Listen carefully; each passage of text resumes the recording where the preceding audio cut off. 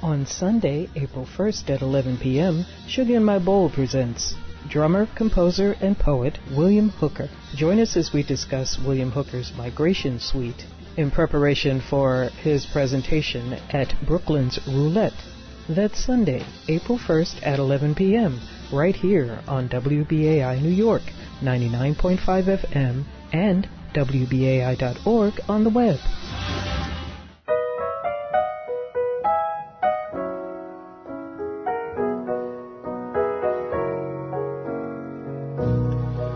I want a little sugar in my bowl. I want a little sweetness down in my soul. I could stand some loving, oh, so bad. I feel so funny, I feel so sad.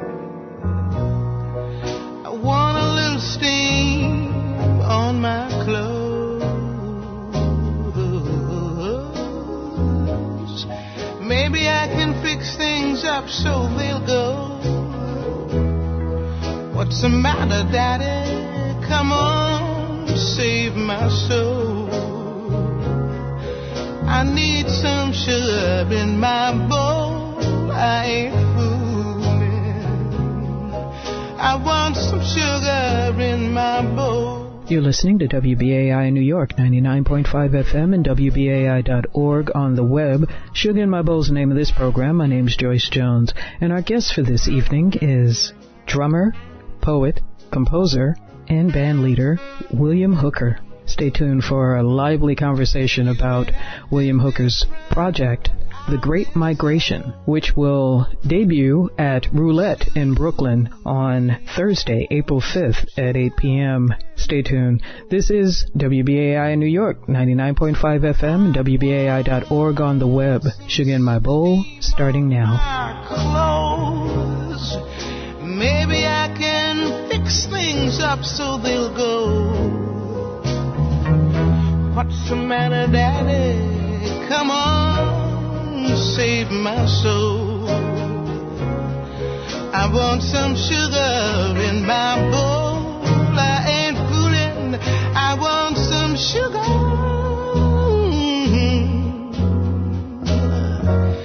in my bowl.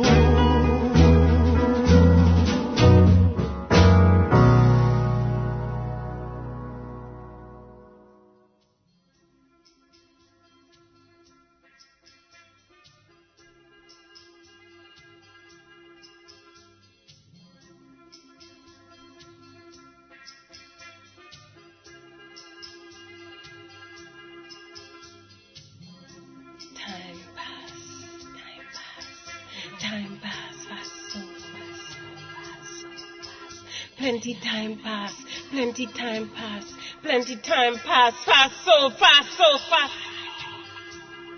I used to know when mango ripe and ready to pick. I used to wait for guava to turn from a hard green ball.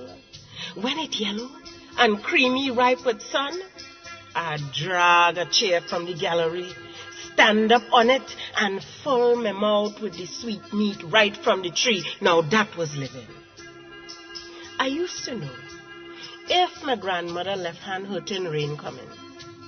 And if she right hand damp, it go be sun in the morning, rain after lunch. Them days, children would sit out in hot sun for what seemed like hours. We didn't know nothing about no tanning lotion, you know. In we house, when it come time for going out, if your skin did real dark and pretty like mine, man, they shining it up with coconut oil so everybody for miles could see you coming. And them nasty old men, they see in your first. They crocodile eye on your little breast you ain't even know you have yet. And if you was little chubby, like the Calypsonians say, they grin getting more wider. It's like the bigger, the better, the more, the merrier. Thing was nice, though. Thing get hard. So, we pack up ourselves and we come New York. Well, If you see me in these people country, I have 4 lock on my door, I run in 3 job and I still can't see where the money going. Queens get hard, so I pick up my fast self and move to Chelsea. Chelsea was a place for Sunday brunch. All you could eat and drink for $13.95. Gay, modern, postmodern, and retro. Well, you don't have $2,500. Finder's fee? Sorry, honey, this water closet will be gone by midday. And it was. Chelsea was a place for hard white cocks, stirring pain my black could never fathom. Hard boots, open shirt, pierced nipple, and a little doggy collar fastened to the cock ring. I got tired of walking behind flat ass, weighted down with money, the damn Gucci backpack bumping carelessly in my face. Who father know that one father, who know the other one father, who know the one running the Exxon Corporation. That one is a lesbian avenger who would proudly use her daddy's platinum card to make bail. I am tired of this privileged, politically correct, fake fucking freedom. Harlem is still a tourist attraction. If you see me in this place, time pass fast, so I had time for sun. Never mind rain. My left hip hurting, but it ain't predicting nothing. I want to hold my friend Letta's hand at water's edge. Transcribe the news waves tell. I want to braid Olga's hair, fuse it into black soil. I want my family back. I want to play dominoes with Donna and Linda, make soup for Keith when he's sick, draw a bush bath for Billy till his fever breaks. I want my family back. I want to sit and rock you, have my hips predict your coming, sit and rock you back to a time when we sought respite in each other's breath. I want my family back. And I am blown away in the loose dust that is this city, this house of confusion, these rooms of deceit we have come to know intimately. I want my family back. In your absence, I am Havana, speaking Spanish to Port-au-Prince. I am Papimento, speaking Wolof to Curaçao. The shrill spaces your withdrawn hands leave in my body carries dull knives and cracking trees. At this bewitching hour, I hold out my hands to you. Somehow these empty nights, somehow these empty nights seem the right size for making homes. Somehow these empty nights seem the right size for making homes. My tongue is heavy with its own lacks, but I hold out my life to you. 'Cause these days does pass fast, so fast. These days does pass fast, so fast.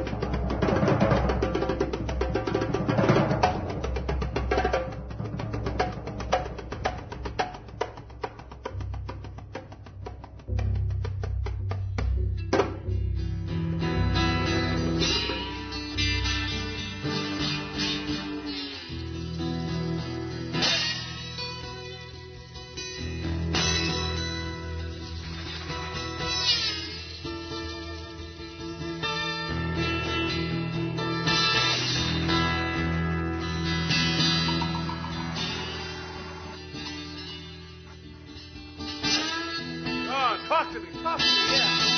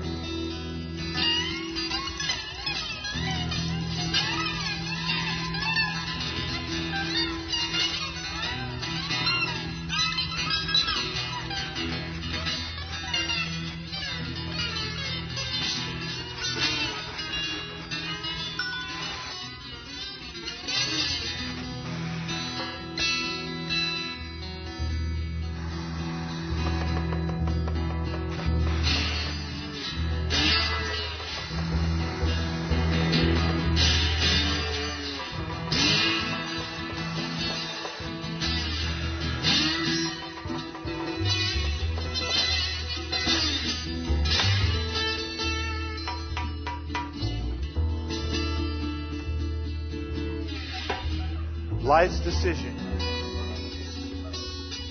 Life's decision. Life's decision.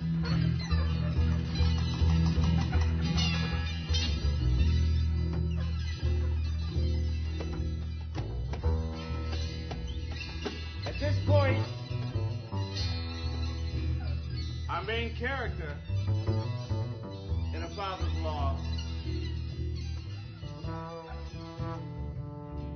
has a fiancée that he deserts because of a disease that she has inherited. Through no fault of her own, she can no longer provide for herself. And his decision, the intelligent son, is to leave her deserted.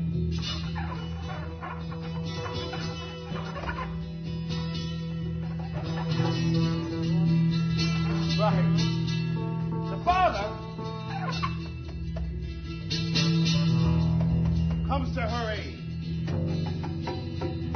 because he knows through no fault of her own she will die.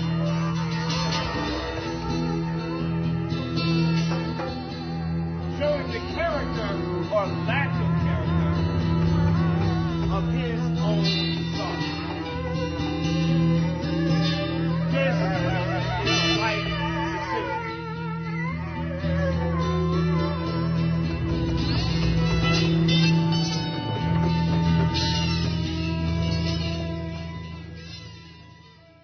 Hi, my name's Joyce Jones. I'm on the line with William Hooker.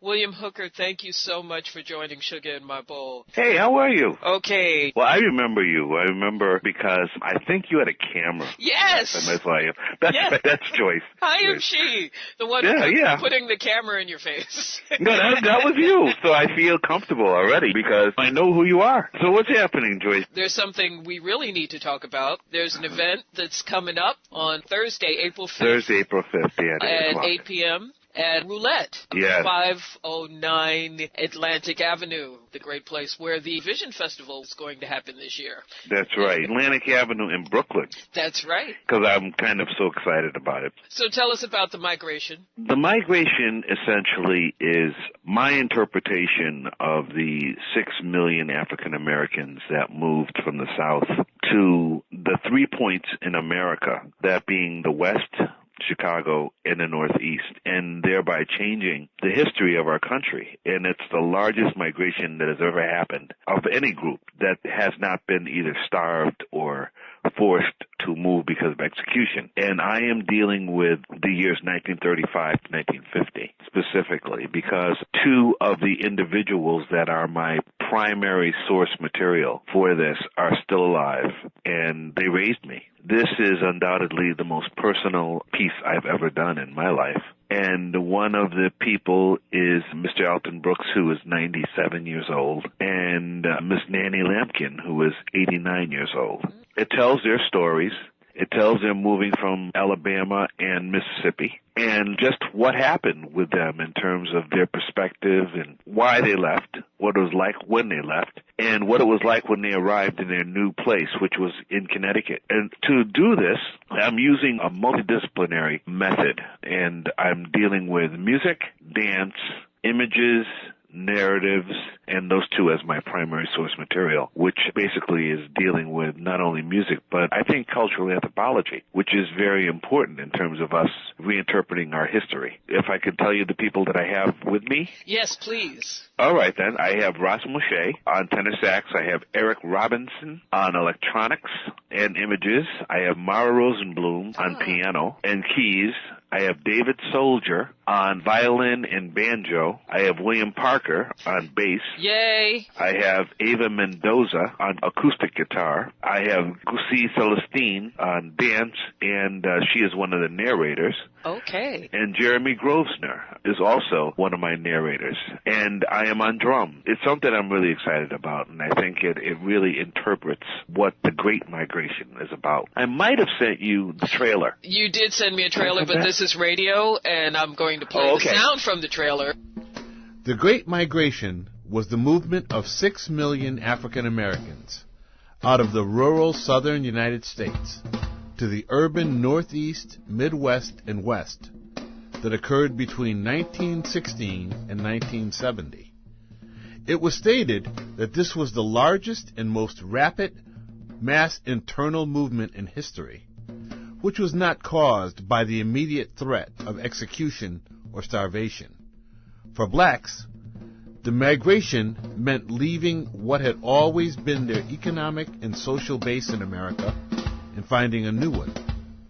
In the course of a generation, the people of this historic event proved the world view of the enslavers to be a lie, that the people who were forced into the fields and whipped for learning to read could do more than pick cotton and scrub floors. The Great Migration, which is my next event, was thus a declaration of independence. It moved those who had long been invisible, not just out of the South, but into the light.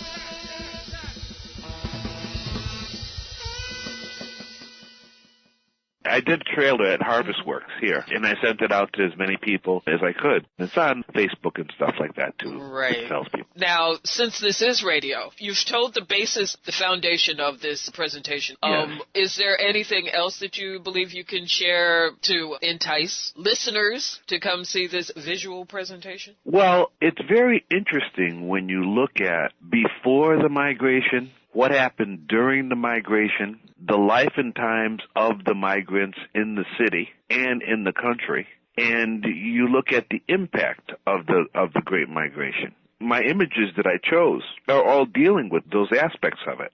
I think that for those that need a visual palette, the best thing that I can tell them is if one looks at the struggles of a people, African Americans specifically, and they look at how far we've come from the rural to the urban, from people who were basically dealing with agriculture and left because wanted to better themselves economically as well as just pure terror. One can see that the effect of World War II and us having opportunities to better ourselves and our families was juxtaposed with the Jim Crow era, which made it impossible for people to actually benefit totally from what we had given to this country. And all these things are seen in the images, and I have put the music and the narration along with these images.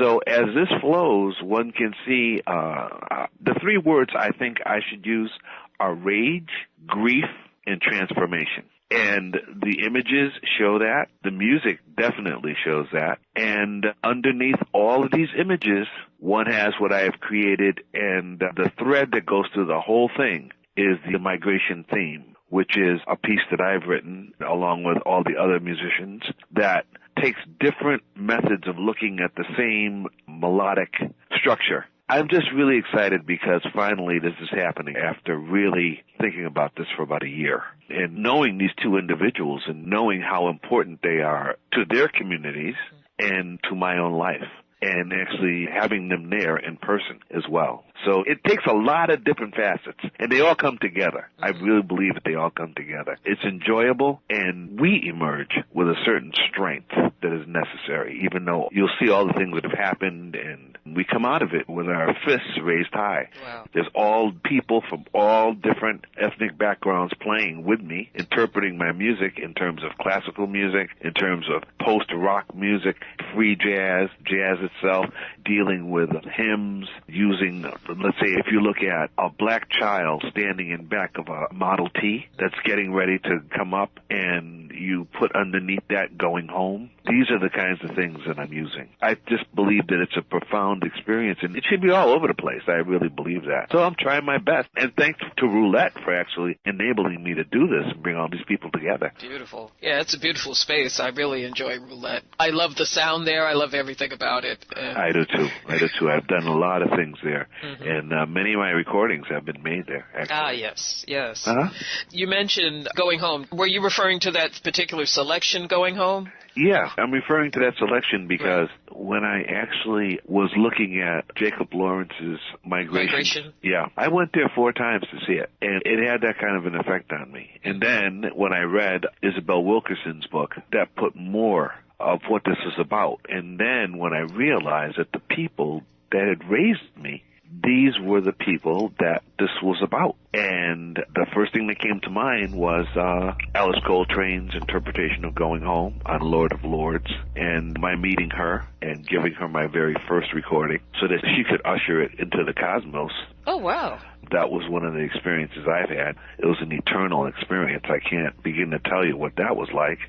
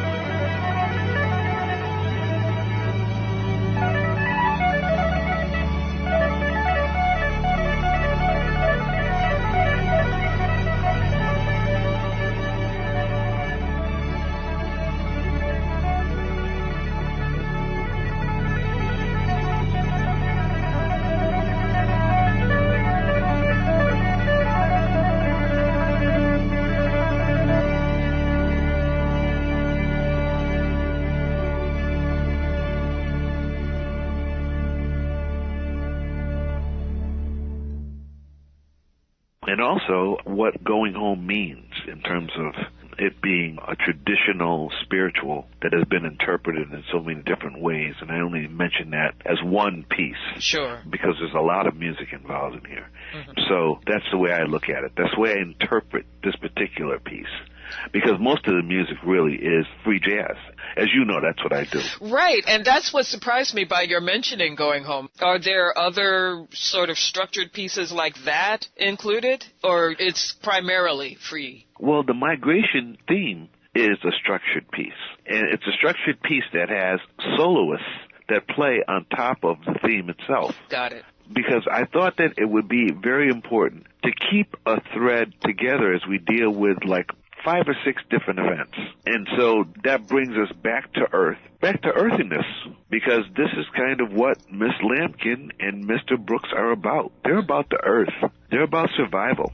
They're about us having to do what we had to do to make it. And then when you hear their story, you hear the story of a young girl that at 10 years old, her mother dies and she has to leave at 16 with her brother. I mean, this is deep stuff. Have you ever read Isabel Wilkerson's book? I was just going to ask you about it. No, I have not. What is the name of that book? The Warmth of Other Suns. Okay. I've heard the title. I've just not read it. Oh, whoa. Yeah. It's, really, it's like that. I mean, I can't really say anything about it. You pick it up, you start seeing what this is about. And it had an effect on me, a very deep effect on me. So I don't want to get too deep into it because I might start to cry when I think about what people we've known have gone through. It's tough stuff.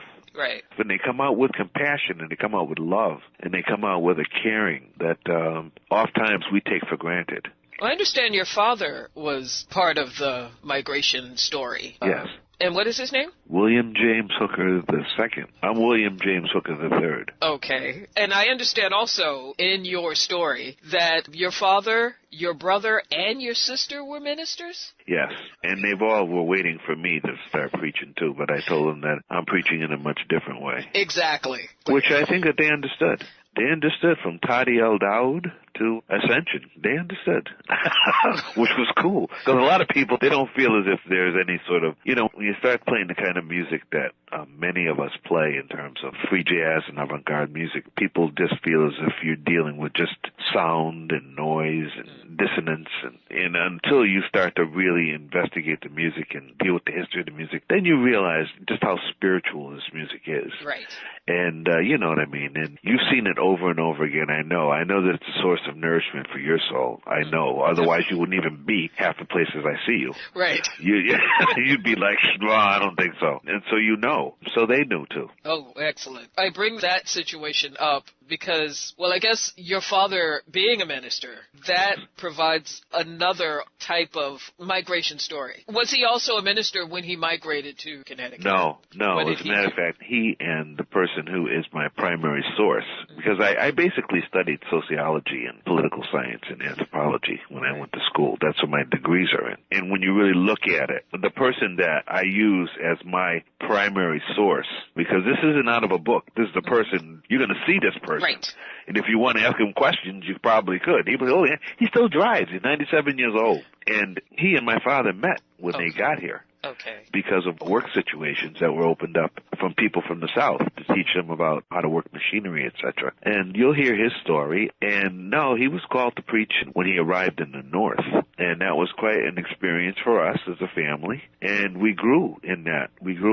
And we came to understand it really profoundly because at one point he had the largest black congregation in Connecticut. Wow.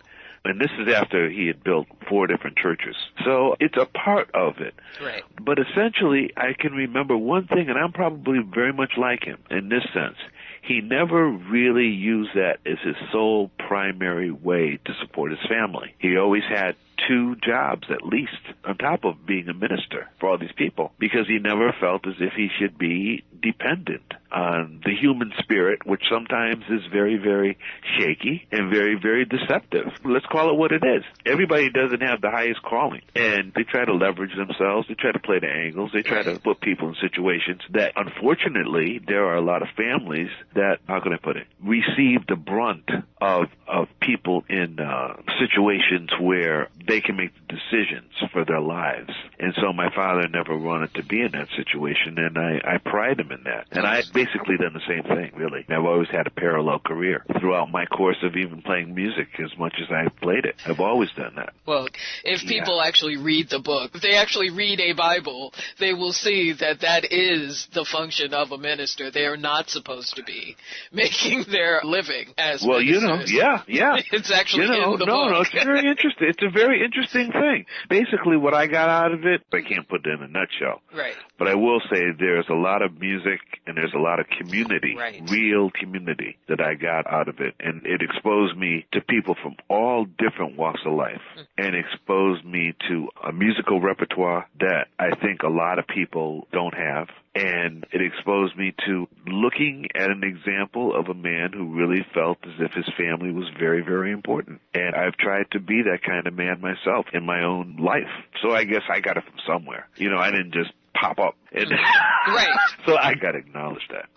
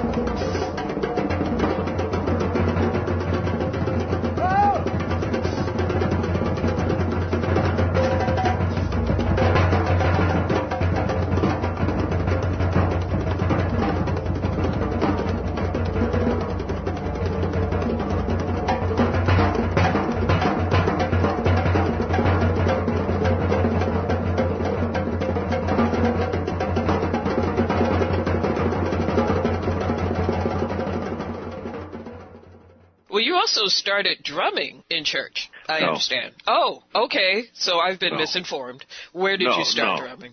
Oh, I started when I was like really, really young, like, 6, 7 years old. My mother and father, they paid for lessons for me. And then I went up and I played every kind of music that there was. I played rock and roll, rhythm and blues, regular straight ahead music, bebop. I backed up shows. Then I played free bop. And after that, I had an organ group In that organ group, we had a singer, and we were playing our society gigs, the keys, and all the fraternities and sororities. I had, that going on. And then I eventually started, after studying the fake book and all the music that's in the fake book and learning, standards and things like that, I had an eye-opening experience in California where I started just playing free music. And I decided at that point I was not going to play anybody else's music. I decided at that point I had reached a place where the way I played was completely different from just straight ahead playing. And for some reason, it just kept coming back to me. And I look at it, Joyce, in the sense of, like, the way I try to explain it is, I actually at one point heard my Earth Mother. And at that point, I started playing differently. And then I moved back to the East Coast. That was on the West Coast. And then I moved to New York and met all the gentlemen I've worked with throughout the years and people like yourself that support the music and love the music and live in our community in New York City. And that's the way it's been. But it started at a very early age, when I was 6 or 7 years old. Oh, okay. And I didn't like it at first, Joyce. I hated it. Yeah, I heard that somewhere. It's like, wow. Really? Where are you hearing this stuff? Oh, anyway, I have to research. I hated it. Joyce, my friends outside playing. They're having fun. I'm in the house practicing. Oh. And what does your mother say to you? You know something? I'm paying $10 for you to go and take lessons. You're practicing. That's what you're going to do. Right. And then I said, okay, all right, okay, cool. So eventually, though, I grew to love it. And it was just a part of something in my growing up years that I think every child should have. Access to the arts and access to music and how to make a composition and how to get along with all different kinds of people. As you know, as orchestra is kind of a very, very democratic situation. Yes. You don't see a person standing out there and just like, it's all about me. And I liked it, made friends and stuff. So you did play in orchestra when you were in school? Orchestra, band. Yes. Yeah, all those things, yeah. Well, that's really way back. I'm not going to go that far back. Oh, why not? Well, the reason why, Joy, is sometimes I get confused about history. Okay. My wife is much, much better about that kind of thing than I am. Okay. I gotta say. Because sometimes there's so much facts and stuff. You say to yourself, did that happen that way? Or did that happen? Or was that just something I was dreaming? But I think for the sake of just sharing the experience of playing with other persons. Musicians? Exactly. Oh, okay. Well, I'll put it this way. I've known and played with many, many different types of people. And I think that the experience of being a musician and an artist enabled me to go to school, and at that point I was in that situation at like 18 or 19. I went to school and I paid for my school with it. So that enabled me to get a degree in political science, sociology, and history. And I was not working at McDonald's. Right. You know what I'm saying? And it was a good thing. I was playing 5 nights a week, and it worked for me. I guess I just had that Gemini kind of curiosity and wanting to just be on the scene and run around crazy half the time, which is cool. For me, it kind of worked. For some people, it might not work. So I'm not advocating that. Don't get me wrong, folks. I'm just saying that. Right. I had become accustomed to it. So there were a lot of different things going on. And I think that just being around people and meeting all types of people, hustlers and intellectuals and musicians and scholars, because you come in contact with all these kind of people when you're playing music. It's a beautiful thing. It really is. It opens up your consciousness to the diversity that we are. Sure. And then on top of it, Joyce, you have the opportunity to give, to be of service to these people, to make these people happy, to deal with the rhythm of life as you're enjoying them as people. I think that that's a worthwhile goal. I think it's a worthwhile journey, and that's been a part of what I've experienced.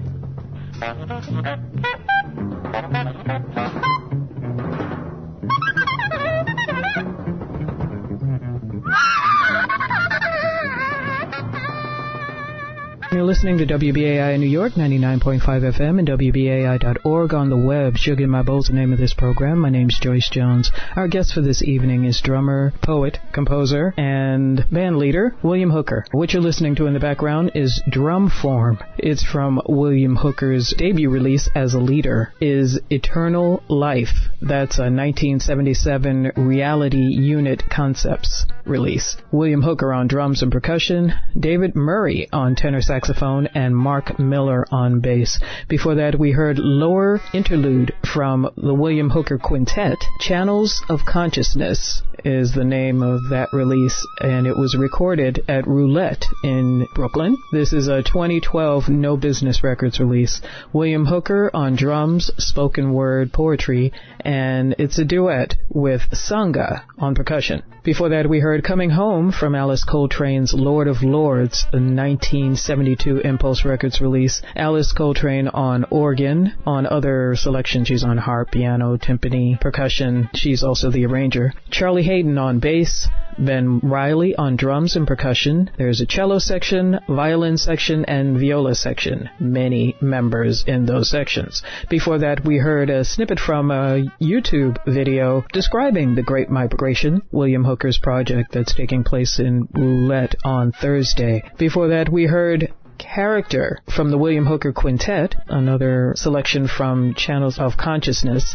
On this selection, it's Adam Lane on bass, Dave Ross on guitar, Chris DiMiglio on trumpet, and Sangha on percussion. Before that, we had Plenty Time Passed Fast from Cheryl Boyce Taylor in honor of National Poetry Month. That is all of April, coming out of Women's History Month. And we're also celebrating International Jazz Month as well. This is from Cheryl Boyce Taylor's 2004 Mango Pretty release. It was recorded on Cheryl Boyce Taylor's own label. And we opened our show, of course, with our theme from Nina Simone, I Want a Little Sugar in My Bowl, from the very best of Nina Simone, Suga In My Bowl, 1967-1972. This is an RCA BMG recording, originally recorded in 1967.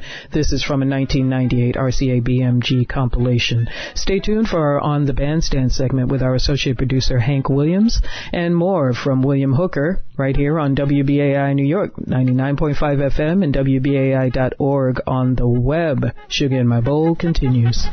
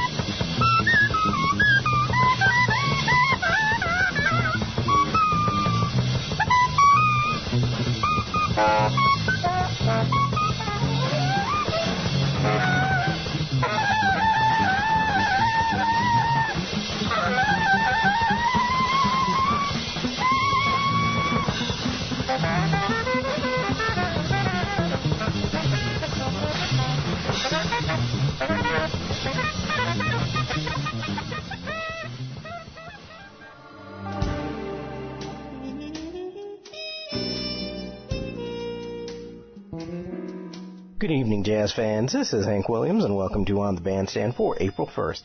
This segment features era listings of Suga In My Bowl guests so you can see them live. And this week's guest is drummer William Hooker. And you can see him at Roulette in Brooklyn on April 5th for his Great Migration project that uses dance, music, visuals, and narratives to tell the story of the African-American Great Migration from the South. And bassist William Parker joins him for that show. And we have more listings for you this week. We start with drummer Billy Cobham, who's at B.B. King's with the Crosswinds Project on April 3rd. Pianist Randy Weston is at the Tribeca Performing Arts Center at Borough of Manhattan Community College on the 3rd for a live interview. Also on the 3rd, vocalist Catherine Russell is at the Jazz Museum in Harlem for an interview with bassist Christian McBride. Guitarist Mary Halverson leads the Code Girl Project at the Jazz Standard from the 3rd through the 4th, and she'll be at the Stone on the 13th and 14th. Guitarist John Schofield is at the Blue Note from the 3rd through the 8th. Drummer Lenny White is at the Village Vanguard with Rini Rosnes from the 3rd through the 8th. Bassist Mimi Jones leads a quartet at Smalls on the 4th. Pianist Randy Weston leads the African Rhythms Quartet at the Jazz Standard from the 5th through the 8th. Pianist Mark Carey's Harlem Sessions returns as late night sets at Smoke on the 6th and the 20th. Looking a little bit further ahead, vibraphonist Roy Ayers is at the Blue Note on the 10th and 11th. Bassist Ron Carter is at the Blue Note from the 12th through the 15th with Michel Legrand's trio, and at the Jazz Standard on the 17th with Ethan Iverson's trio. Saxophonist Billy Harper also joins Ethan Iverson at the Jazz Standard on the 17th. Saxophonist Lakeisha Benjamin is at Ginny's Supper Club in Harlem for an album release party on the 15th. Guitarist Julian Lage is at Les Poissons Rouges with Nels Klein on the 16th. Pianist Harold Mayburn is at Smoke for their 19th anniversary celebration from the 13th through the 15th, and he also leads a trio at Smalls on the 18th. Finally, saxophonist Pharoah Sanders is at Les Poissons Rouges on the 19th. That's all for this week. If you missed anything, full listings are on our blog. Go to sugainmybowl.org and click the link for the blog, where you'll also find reviews, features, and jazz news. And Suga is spelled S-U-G-A. Playlists and audio from this and previous shows are also on the website. And if you're on Twitter and Facebook, look for us there too, where we'd appreciate your likes, tweets, and shares with your friends. If you like what we do, please help the station stay on the air by pledging whatever you can and consider becoming a WBAI buddy with a monthly pledge. The Support WBAI link on the Suga In My Bowl website has details, and we're grateful for any help you can give the station. This is Hank Williams signing off with our bi-weekly schedule. We're off the air next week, but we'll have updated event listings online and are scheduled to be back on air on Sunday, April 15th. Either way you connect, we'll see you next time on the Bandstand.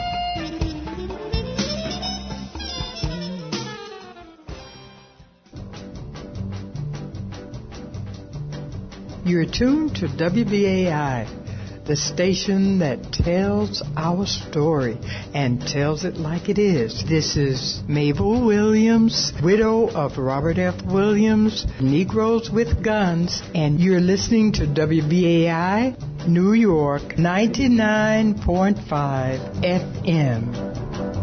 And I mean every word of it.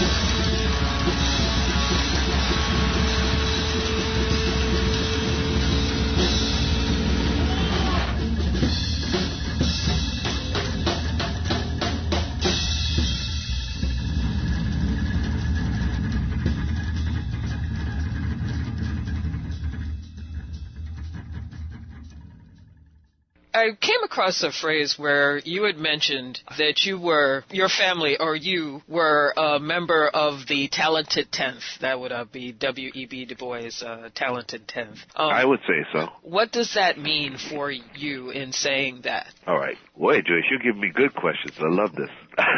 I love this because not that many people have really read the works of W.E.B. Du Bois, Richard Wright, James Baldwin. They mention these people, but I don't think that they actually, Lorraine Hansberry, right. Toni Morrison even. They mention these people, but I don't think they've actually read it. Because when you read it, you realize that, what is that phrase? To people who something is given, a lot is expected, something like that. Uh-huh.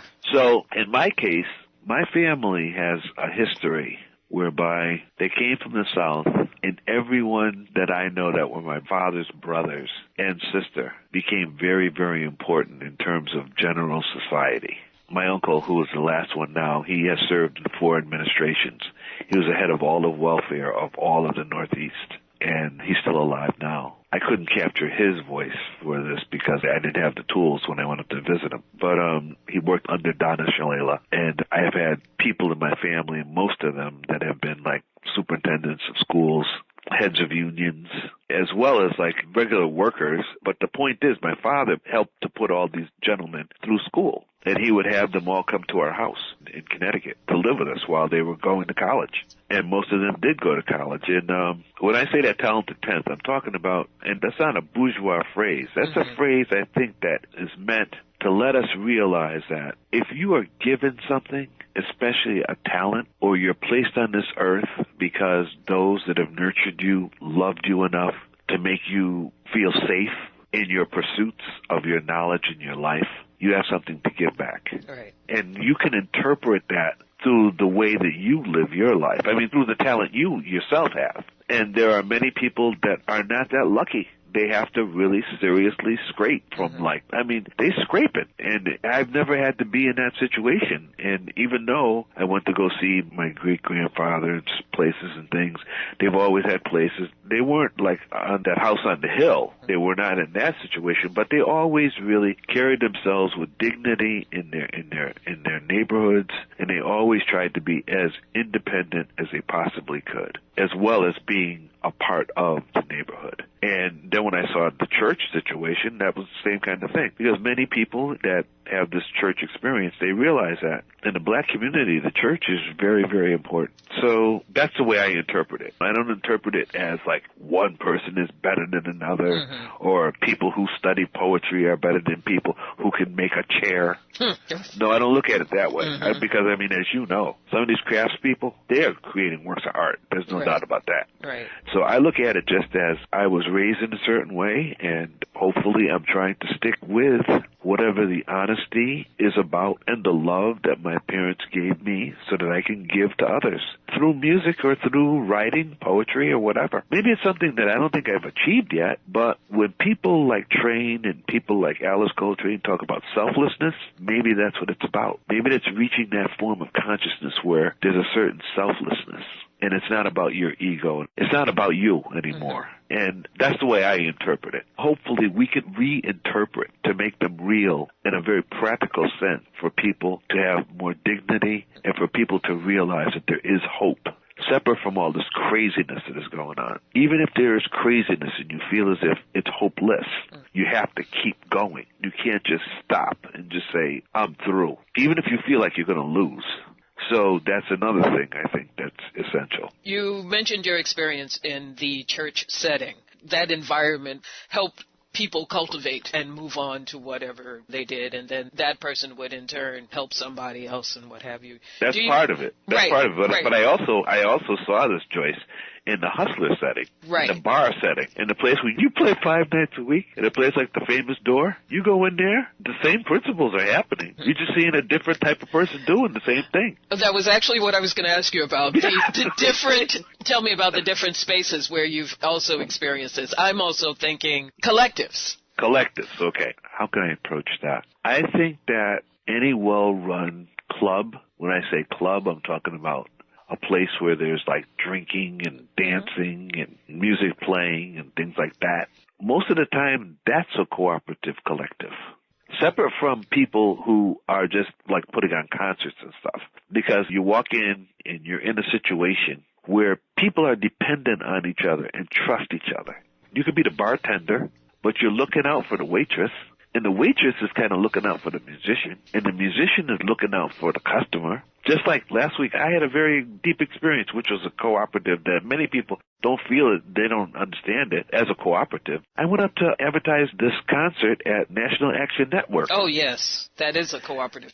Thank you. It was eye-opening. I was like, what is this? This place is happening. I like this place. And we're talking about the things that are happening throughout the week in terms of our progress and the things we have to deal with. But that's also a cooperative.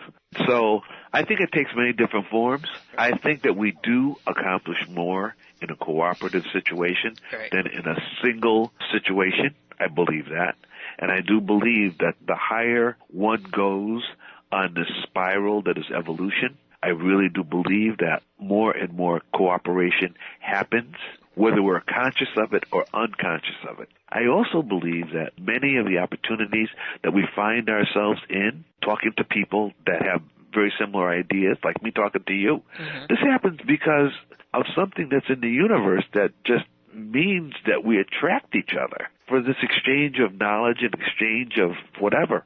And I think that that's part of this cooperative collective spirit. I can't put it any other way other than the fact that I believe in cooperative and collective. I believe in the power of the group. I really do believe it's very important. And just for unity of any type, I think it's essential because eventually one realizes it's not just about me.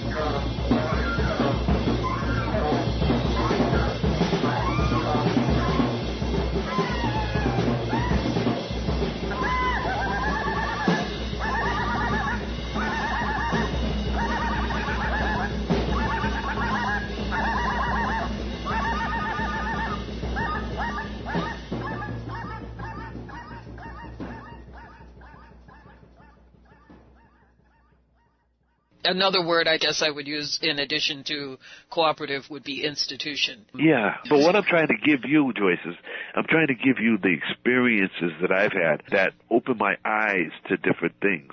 Right. Separate from what people that are just into music are about, sure, or separate from what people that are just into politics are about. There is a spirit that permeates all of it that exactly. makes it all like one. And then when we connect the dots, we see that they support each other. And it's important, especially in the times we're living in.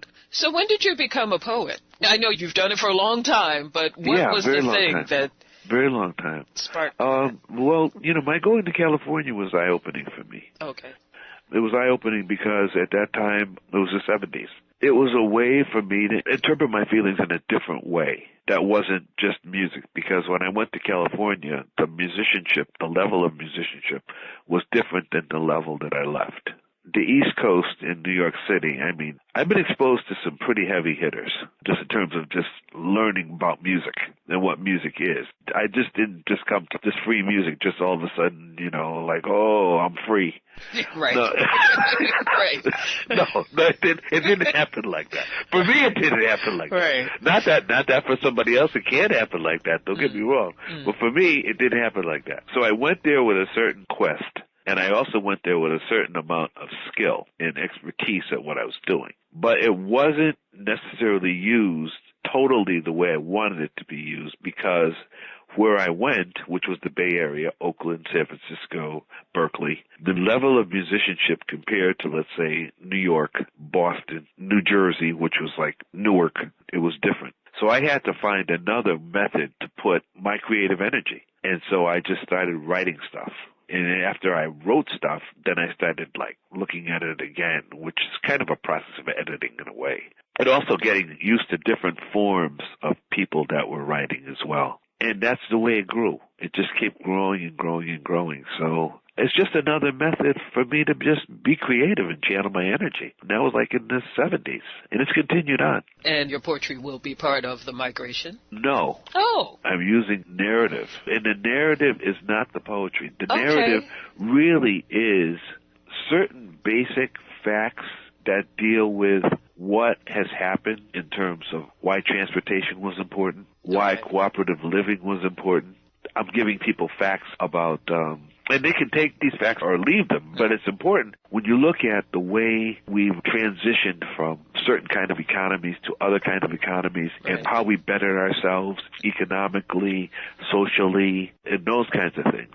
Those are parts of the narratives that I chose to have Jeremy and Gussie speak about. And then you deal with the whole primary narrative, because I'm asking people questions about those kinds of things, and you're hearing it from the horse's mouth about what it's like to be on a train and coming up to a place, and you travel all night and all day, and you find yourself in this place, and what's your first job, and why did you go there, and where did all the black people from Alabama go? So I'm using that more than anything. And myself, I'm using for the things that I'm doing the most is really coordinating and directing the music and directing, for lack of another word, the libretto of it. Because it took me a while to really edit it down and get it, because this subject is so massive that I had to deal with certain years. I had to deal with also certain ways that I interpret creativity, because I couldn't just let myself just go out there and just Because you see me play. I go out there and play. I'll play for an hour and 10 minutes nonstop. True. That's not what I'm going to do. Right. That's not what this is. Exactly. Tomorrow it may be that, but not for this one. Right. So that's another thing, because if you interpret things that way, then you see that when you go play a regular gig with a trio, quartet, it's different than a multidisciplinary piece that you write. I'm just trying to use all the different forms that there are to just be creative and to give. Really, that's kind of what it is. Is there a plan to record this at any point? Yes, it will be recorded. Oh, okay. That evening It it will be recorded. Yeah, it will be recorded. It will be videotaped. Oh, okay. All those things are in place. Got it. That's one great thing about roulette, I must say. They have people there that really know their stuff, and people that are very, very sensitive to the performances and sensitive to the artists that they're working with. And I can't say enough how grateful I am to be working with the excellent musicians that have given me their time and given me their energy, and a place like Roulette that decided that this is an important piece to really support and to put forth. I got to thank these people for this, because it's a beautiful thing to know you have people behind you like this. And it really is. It makes you feel like you're not going crazy. You're okay. Now, I got a question for you, because to sort of round out this program, I have to fill up 2 hours. And so I thought this was part one. This is part one for now. And as part of this part one for now, your recordings. Okay. Well, I believe it's in 74, your release as a leader was first provided. But what made you decide, okay, I'm going to be a leader recording? When I heard my Earth Mother. Remember I mentioned that to you? Yes, you did say that. What does that mean, your Earth Mother? It means, in my experience, what happened. I was in San Francisco. Right. And I was playing with a group of people that were all drummers. Many people will know some of the people that were in the group that I played with, because there was a group called Juju. Oh, yes.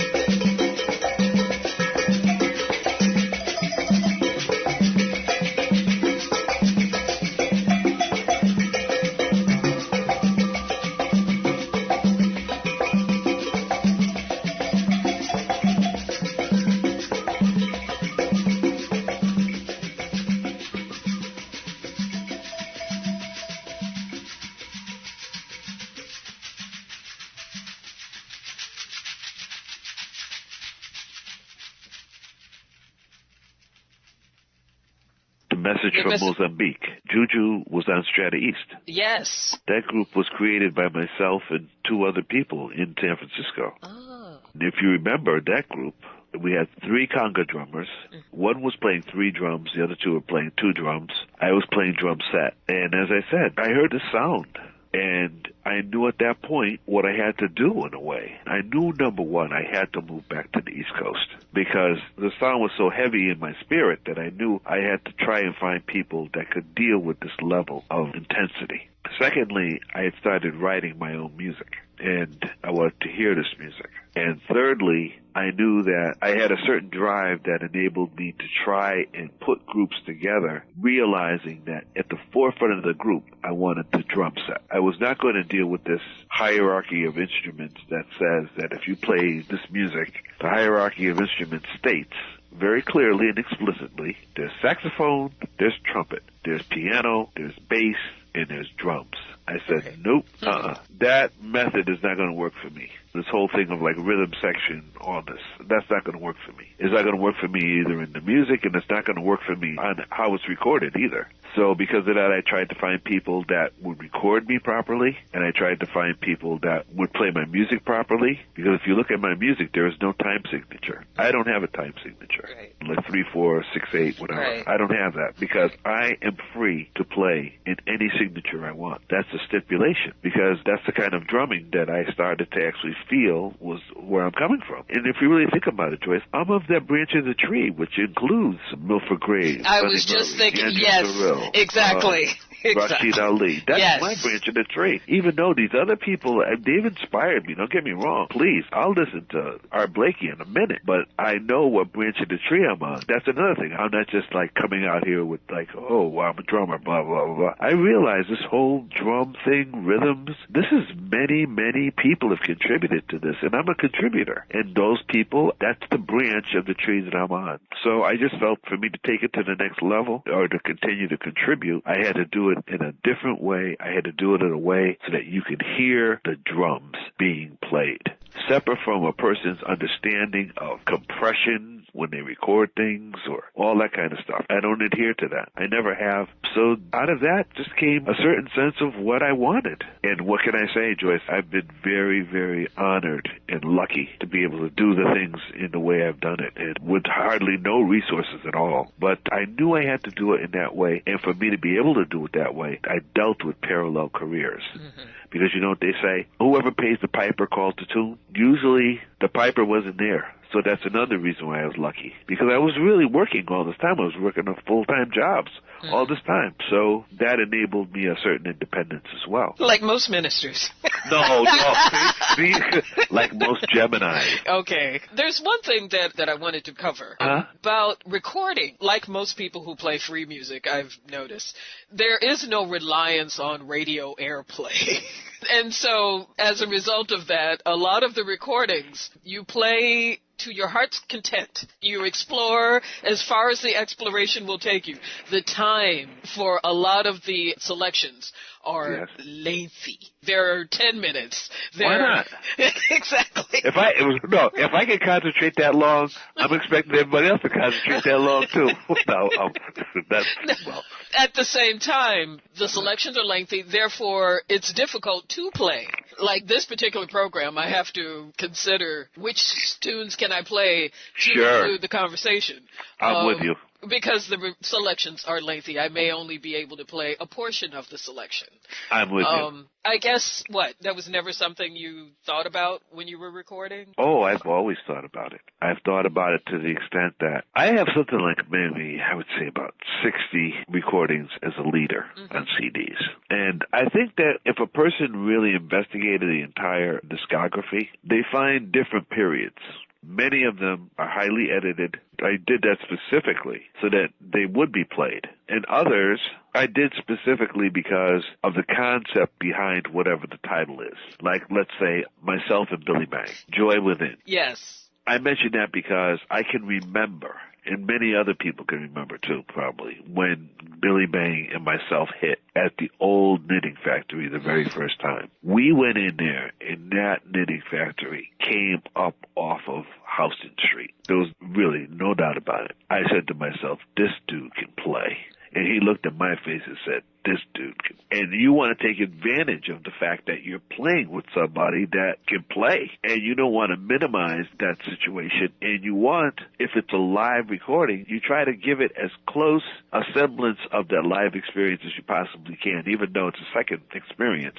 So what I try to do in many cases is to give people a full dose when I felt it was necessary by either including longer pieces and shorter pieces, including pieces that were energetic as opposed to some pieces that were like just straight out beautiful in terms of, well, it's all beautiful, but I mean contrast. I'm not just this person that just full on, continuously full on. There's a lot of contrast in my music, so I may do one piece that is featured with Sabir Mateen and David Soldier. I may do another piece which features Jason Wang and Roy Campbell. The late Roy Campbell. Yeah, or I may do another piece which includes just myself and pianist Mark Hannon. But it all depends on the situation. That's why when you see something that's called Joy Within, I'm really trying to tell them that story. And then if you see a piece called Heart of the Sun, I'm trying to tell them that story. But I'm trying to tell them that I don't look at it just in terms of airplay. I look at it just as a complete statement that sometimes deserves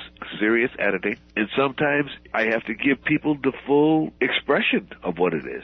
And I try to use the experiences I've had with the musicians themselves to actually have the person who's interested in investigating this music have the best opportunity to understand it, separate from them being there and seeing the whole performance. So that's the method that I've used. So far, I think it's been okay. But you know something, Joyce? It's very interesting when we're dealing with, like, this whole streaming thing. And also, there aren't places like WBAI, WKCR, WHUS. When you really listen to the stations, they're just playing the same mainstream music. This music is not mainstream. Right. And when they accept the fact that it's art and it's not just mainstream, I think they'll look at it in a different way. They'll look at the sales of it in a different way. They'll look at the investment of it in a different way. But that's a long time coming. But maybe that comes in cycles, too. I'm not really sure. The jury is still out on that one. Tell me about how you did wind up playing with Billy Bang. Was that it? It's like this person can play, and so you just played? No. Okay.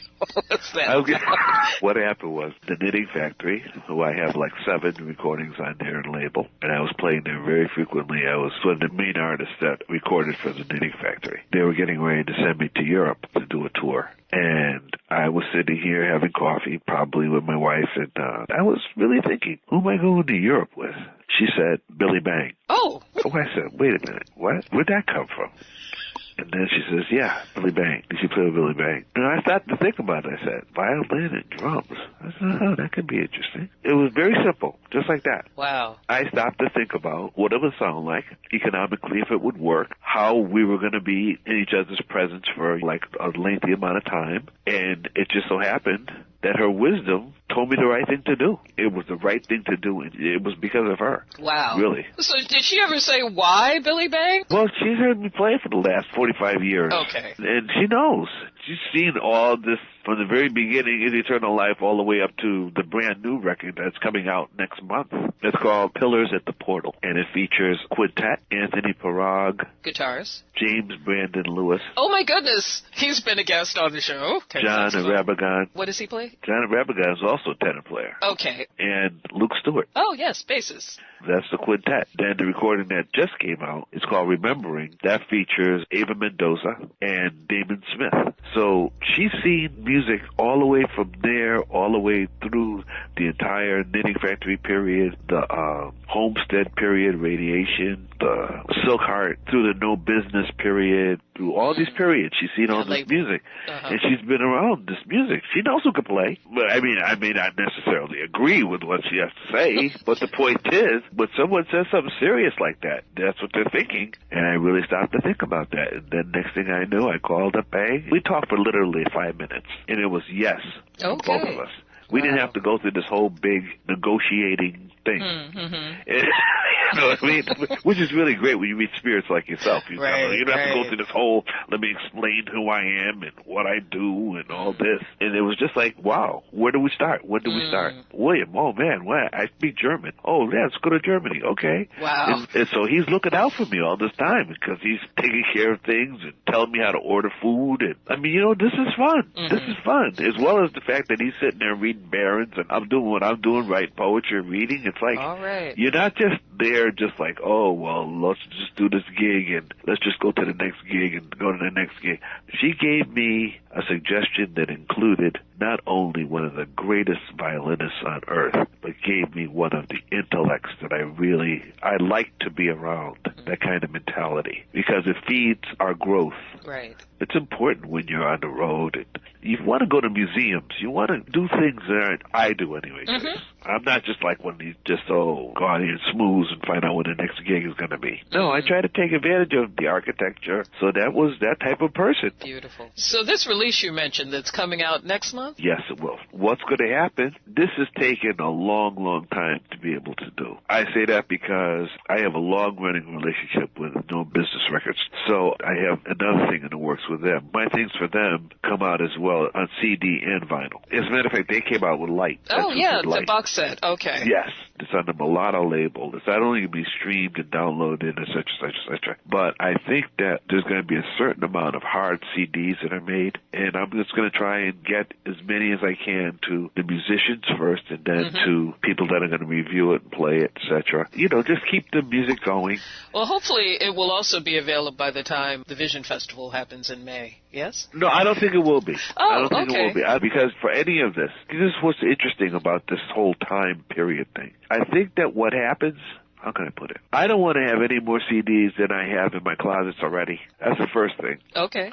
Second thing is, I think that for me to be able to deal with these two releases, we've already gotten 4 really good reviews of Remembering. Remembering is available, too. I'm looking at sources where it could be obtained to download as MP3 and as physical. All right, see? Yeah. That's a good thing. And I think it's good when people write about it, because when they write about it, then more people will know that it exists. I'm just trying to, right now, Joyce, to be honest with you, I am just consumed spiritually and mentally and physically with what has to happen for the migration to be ushered into the world. Okay. As a multidisciplinary piece that will happen in universities, that will happen in art centers, that will happen in these kinds of places, and I can do workshops behind it and stuff like that. Okay. That's really the main thing I'm really thinking about. Perfect. But obviously, you know, I love to play, so we'll just take it slow, ushering it in. There's a lot going on, you know, so I'm just trying to maintain my center and trying to stay healthy. That's helpful. And try to take advantage of all of the different things that New York can offer me, and just have a positive frame of mind, even though I do realize there are a lot of facts out here that make us feel as if things are really crazy. Well, thank you for adding to the light that thank you, Joyce. For us. We look forward to seeing you on Thursday at Roulette for the Migration Suite. Yeah, the Great Migration. The Great Migration. Oh. Yes, it is. And people can get tickets if they like at roulette.org. And if you could tell them again where this is, I'd appreciate it. As a matter of fact, I can do it right now. It is at 509 Atlantic Avenue. That's where there's transportation that will get you there. You can go to the Atlantic Avenue. That's right. In Brooklyn. In Brooklyn, yeah. And that is Thursday, April 5th. 8 p.m. You can go to roulette.com, ROULETTE.com for tickets. And for all the information as well, because it'll tell them about the people that are going to be there and the people who are going to be doing the narratives and where they come from, et cetera, et cetera. There's going to be many, many colors in this. Yes. Many, many moods in this. There's going to be moods of intense joy, and there's going to be moods of, like, unbelievability. How did this person actually make it? How did this happen? Oh, by the way, the image that's used, well, the images that will be used, where are you getting those? Oh, I went into Great Migration. I Googled them. Okay. And many of them can be used in terms of images that are for, what do you call that? When they just put something up for public consumption. Creative Commons for yes, public. Yeah. Okay. And there are many of them. Okay. Many of them. These aren't relatives of mine. Right. Or anything like that. These are just some of the people that came through. It also shows what people built things up to become. Yes out it of does. the rubble. Becoming dentists. Yes. Becoming doctors. Yes. The Harlem Renaissance. Exactly. It shows many things. As I said, I'm covering 1935 to 1950 specifically. Because that period, let's say from 1912 all the way up to 1970, that's a little bit too much. As you know, probably, Joyce, I've been doing things with Oscar Micheaux. Yes. And Oscar Micheaux was also a part of the migration. Matter of fact, he lived in New York for about a year, and I found out, and I'm going to be a part of one of the groups that's trying to get in Harlem, along with National Action Network, a street named after Oscar Micheaux. Oh, wow. But, all these people, Richard Wright, right, Lorraine Hansberry, they're all coming out of that. Sure. And so I'm excited, and I'm learning, trying to grow. As am I, and I'm sure I will learn more on Thursday at Roulette. Joyce, thank you. Thank you so much for having such a great conversation with you. Thank you. I really appreciate this. All right, I'll see you soon, okay? Okay, bye-bye. All right, bye. Thanks.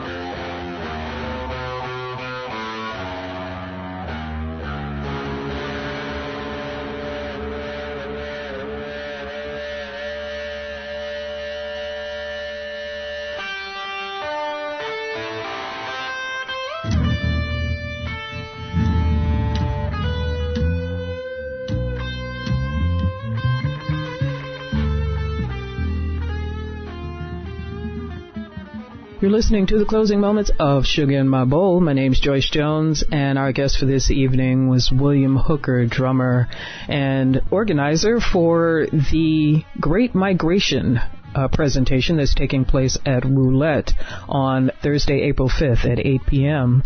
And you can find out more about getting tickets for this event by going to roulette.org.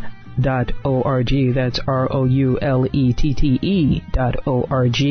What you're listening to right now is Barriers to Good, selection from Remembering. This is a 2018 Astral Spirits release. William Hooker on drums, Ava Mendoza on guitar, and Damon Smith on bass. Before that, we heard Nairobi Chants from the group Juju.